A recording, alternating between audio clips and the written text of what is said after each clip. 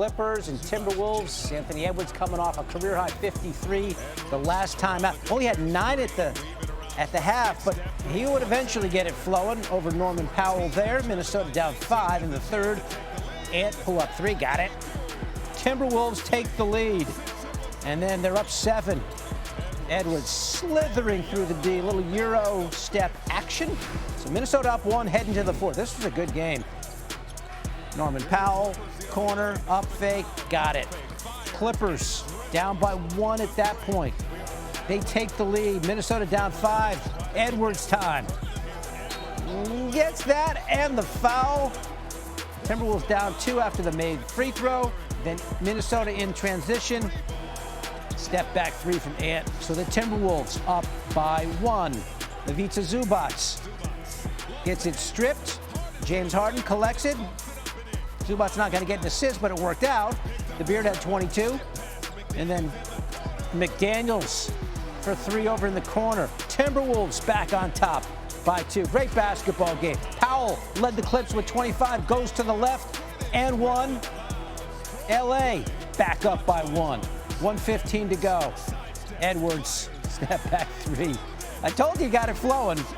Timberwolves up by 2. And then Edwards, one more time, leads the NBA in threes. He had 6 of them tonight. He had 37 points. I'm right here, says Ant. I am right here. Timberwolves hold off the Clippers, 108-106. So 53 last time out, 37 Monday night. That's 90 points in 2 games. That's tied for the most in a 2-game span in Timberwolves history. Karl Anthony Towns also had 90 in March of 2022. Moving along, Suns and Sixers. Mike Budenholzer shaking up his lineup. He benched Bradley Beal and Yusuf Nurkic. See if he can get his team going. They had lost 7 of their last 8. Tyus Jones, KD. Nicely done. We're tied at 52. Then Devin Booker in transition. Pull up 3, leaves the fingers up. The Suns get their first lead of the game. Durant from the elbow. Unstoppable. Phoenix up by 3. Under 5 to go. Bradley Beal now takes over. 3 ball. Got it from the corner. The bench loving it. Beal, of course, come off the bench in this game. I think Budenholzer lit a fire under him. Gets that to go.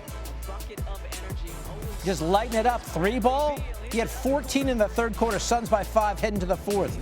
Then Beal throws it up to Oso Iguodaro. Can't finish, but back to Beal. Suns up by 4. Beal again. Fade away. Off the window. Gets a nice roll. 23 points at that point. Phoenix up by 12. Durant gets it in the corner. Knocks that down. He had 23. And then Suns up by 8.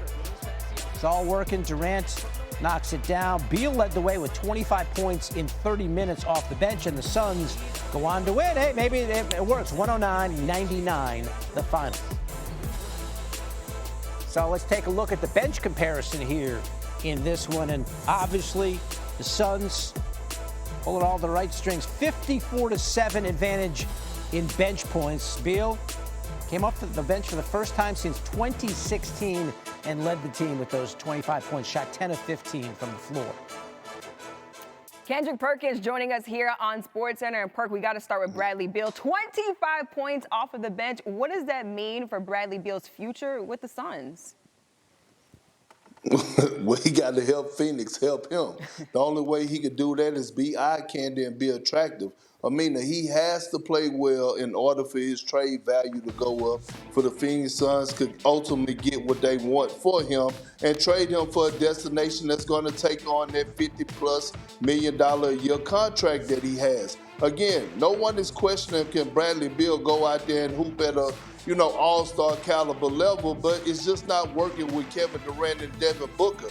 I'm not going to overreact because he did against the Philadelphia 76ers. Everyone's been having their way with the 76ers. But again, the goal is to continue to raise his value so they could trade Bradley Beal to a team and get back a piece that they want and need. Okay, bottom line, no overreaction from Kendrick Perkins. Let's move over to the Timberwolves. Anthony Edwards follows up a 50-point performance Saturday with another dominating scoring effort. What did he do tonight to help end the Timberwolves skid? Well, he took it over. He took it over. And look, we know that Anthony Edwards, he could go off for the monster nights offensively. For scoring the ball, I thought he did an excellent job of attacking and getting in the paint. I thought Coach Finch did an excellent job of putting the pieces around him too, so that he could have spacing.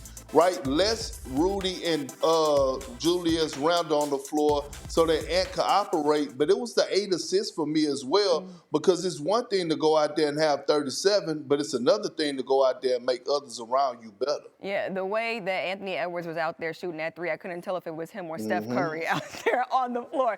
Kawhi Leonard, meanwhile, scored 8 points in his second game this season. How does he look to you coming back from injury? Well, I mean, it's going to take time, right? You got Kawhi Leonard, who has been dealing with injuries over, the last, 5 years. And you heard Coach Ty Lue talk about it on the interview, how Kawhi has called them crying at times, just wanting to be out there on the floor. It's just a joy seeing him back out there. I always want to evaluate a guy coming off an injury 10 games in.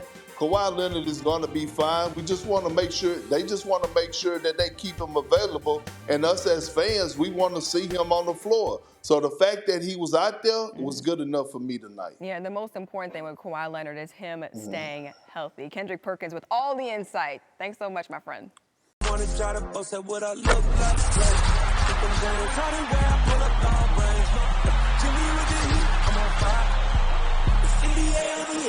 fire.